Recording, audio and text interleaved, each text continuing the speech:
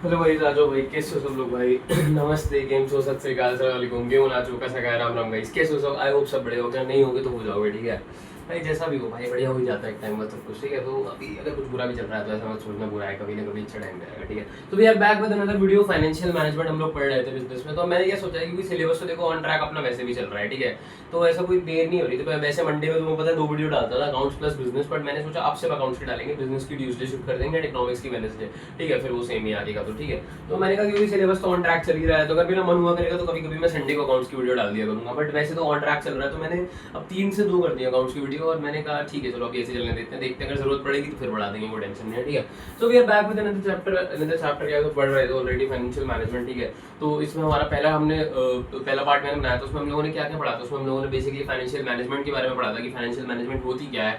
उसके अलावा हमने ये पढ़ा था कौन से 3 डिसीजन है जो जरूरी लेने ही होते हैं, और फाइनेंशियल मैनेजमेंट का ऑब्जेक्टिव क्या होता है आपको याद होगा। फोरमोस्ट ऑब्जेक्टिव क्या, कमेंट करके जाना, ठीक है। जल्दी करो, कमेंट करा, ठीक है। तो foremost objective is to maximise the wealth of equity share holder, ठीक है। हमारा मेन ऑब्जेक्टिव यही होता है कि इक्विटी शेयर होल्डर की वेल्थ को अपग्रेड करना, मैक्सिमाइज करना बेसिकली, ठीक है।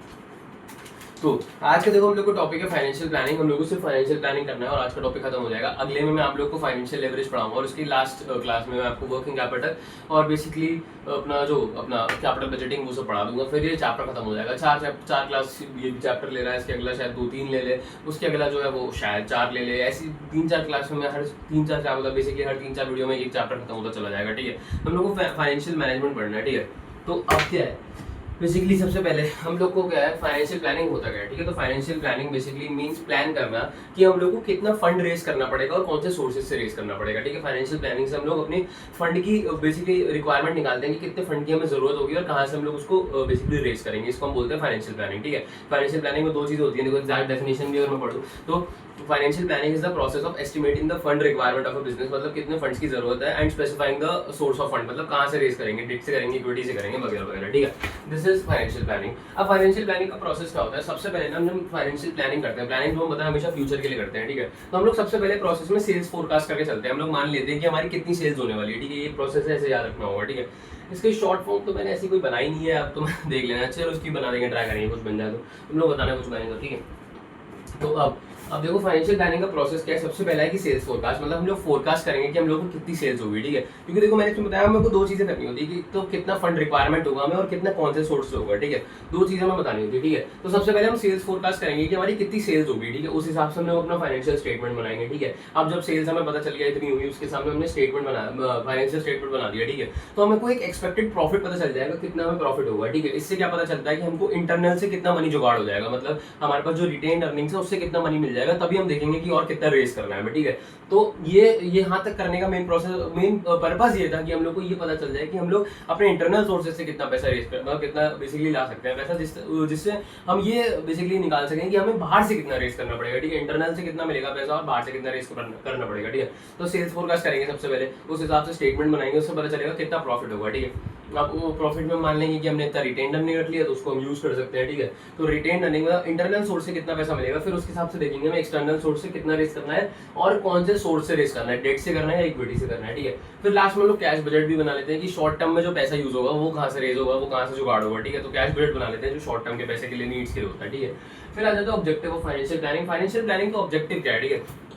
देखो सबसे पहले तो मैंने बोला कि हम लोग इसमें ये इंश्योर करते हैं कि बेसिकली कितना पैसा रेस करना है और कहाँ से रेस करना है, ठीक है। तो सबसे पहले ऑब्जेक्टिव फाइनेंशियल प्लानिंग का ये रहता है कि ensure availability of funds whenever these are required, मतलब जब भी हमको पैसे की जरूरत है ना तो पैसा हमारे पास होना चाहिए। मान लो कि अभी एक ऐसे कॉन्ट्रैक्ट आया हम लोगों के पास कि 10 मिनट में ना अगर हम लोग रॉ मटेरियल खरीद लेंगे तो सस्ता, मान लो कि एक दिन के लिए रॉ मटेरियल सस्ता हो गया, ठीक है। अब हम पे क्या है, हम पे रिफंड्स ही नहीं है रेस करने के, बेसिकली खरीदने के रॉ मटेरियल, ठीक है। तो वो क्या होगा, वो डील हमारे हाथ से चली जाएगी। तो ये बेसिकली अपना फाइनेंशियल प्लानिंग क्या कहती है कि ये इंश्योर करती है कि फंड्स अवेलेबल हो जब भी उनकी रिक्वायरमेंट हो, ठीक है। Ensure availability of funds whenever these are required, ठीक है। सेकंड आ जाता है to see that firm does not raise resources unnecessarily, मतलब जितने रिसोर्सेज की जरूरत है ना उतना ही रेस करे, ऐसा नहीं फर्म अंधा रेस करती जा रही है पैसा, ठीक है। और अगर बेकार पैसा पड़ा हुआ है जो कहीं यूज नहीं हो रहा तो उसको इन्वेस्ट ही कर दो, आपको प्रॉफिट ही मिल जाएगा कुछ एटलीस्ट, ठीक है। तो ये होते हैं ऑब्जेक्टिव्स ऑफ फाइनेंशियल प्लानिंग, ठीक है। फिर थर्ड आ जाता है importance of financial planning. Financial planning करने की इंपॉर्टेंस क्या होती है, देखो ये कुछ ना कुछ सिमिलर है एक तरीके से प्लानिंग में। जब हम लोग प्लानिंग में इंपॉर्टेंस देखते थे अपनी चैप्टर 1 में, जो हमारा पार्ट ए का था। तो उसमें हम लोग क्यों करते थे प्लानिंग बेसिकली कि हम लोग देखा जाए तो आफ्टर शॉक्स, मतलब जो फ्यूचर में शॉक्स आते हैं उनसे बच सके, हम लोग फोरकास्ट कर सकें फ्यूचर बेटर तरीके से। ये सब चीज़ें होती थी ना, एक्जैक्टली सेम ही है, ठीक है।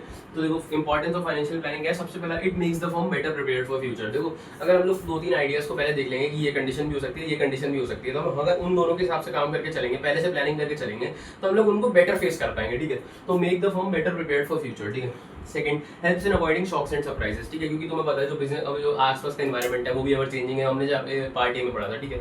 अब इसमें भी तो ऐसा हो सकता है कि हम लोग को पैसा मिल ही ना पाए, हम लोगों ने पहले सोच लिया कि अगर हम पैसा रेज ही नहीं कर पाए तो क्या होगा, ठीक है। तो बेसिकली हेल्प करती है avoiding shocks and business risk basically. Third आ जाता है कोऑर्डिनेट्स वेरियस फंक्शंस। देखो अगर हम पहले से प्लानिंग करके चलेंगे, हम बता देंगे कि इसको ये करना है, उनको ये करना है, तो एक तरीके से कोऑर्डिनेट कर पाएंगे सारे फंक्शंस को, इसलिए planning coordinate financial planning helps coordinating various functions, ठीक है।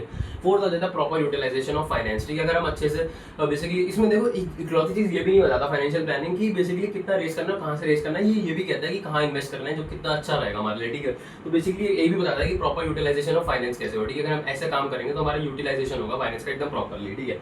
फिर it links present with future, तुम्हें तो पता ही है भाई प्लानिंग क्या करती है, प्रेजेंट को फ्यूचर के साथ लिंक करती है कि अभी क्या कंडीशन है और फ्यूचर में क्या होगी। तो it bridges the gap between where we are standing today and where we want to reach, ठीक है। It basically links present with future, हमने पहले पढ़ रखा है, ठीक है। फिर आ जाता है links between investment and financing decision. देखो कैसे हमने इन्वेस्टमेंट डिसीजन पढ़ा था, ठीक है, उसमें वो क्या बताता है कितना इन्वेस्ट करना है और कहाँ पे इन्वेस्ट करना है, ठीक है।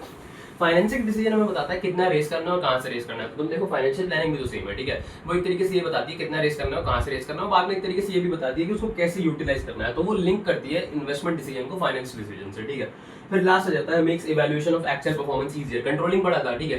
तो अगर तुम लोग बेसिकली प्लान करके चलोगे ना तो तुम इजीली कंपेयर भी कर पाओगे, ठीक है, इसलिए इवैल्यूएट भी कर पाओगे कि रिजल्ट्स कैसे रहे, ठीक है। अगर तुम्हारी कोई प्लानिंग ही नहीं होगी तो इवैल्यूएट कैसे करोगे, ठीक है।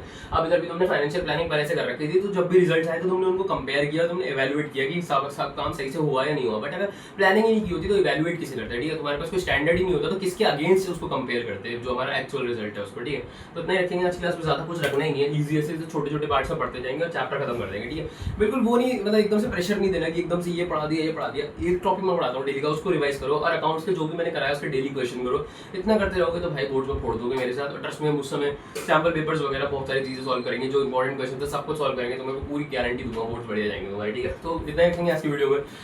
और मैं आप लोग को बता देता हूँ अकाउंट्स और बिजनेस इकोनॉमिक्स वगैरह की भी मैं रेगुलर वीडियो डालता हूँ, तो आप वो भी चेक कर सकते हो, ठीक है। ऑल्सो इफ आपको मेरी वीडियोस अच्छी लग रही है, मेरा काम अच्छा लग रहा है, तो डू लाइक, ठीक है, डू लाइक, शेयर, सब्सक्राइब और कमेंट करना, ठीक है, हमारे चैनल को। एंड अगेन इन सबके नोट्स मेरे टेलीग्राम पे मिल जाएंगे, टेलीग्राम का लिंक डिस्क्रिप्शन में होगा, वहाँ सबके हैंड रिटन नोट्स में डालता हूँ, वहाँ पे चेक कर सकते हो। ये चैप्टर के तब आ जाएंगे जब चैप्टर खत्म हो जाएगा बेसिकली, ठीक है। अभी इन्वायरमेंट एंड सस्टेनेबल डेवलपमेंट के पेंडिंग है, वो आज या कल में आ जाएंगे, बाकी सब अभी जो भी पढ़ाया सबके आ रखे हैं, ठीक है। तो उतने रखेंगे आज की क्लास में, ज़्यादा नहीं रखते हैं, ठीक है। मिलेंगे अगली क्लास में, तब तक के लिए पीस।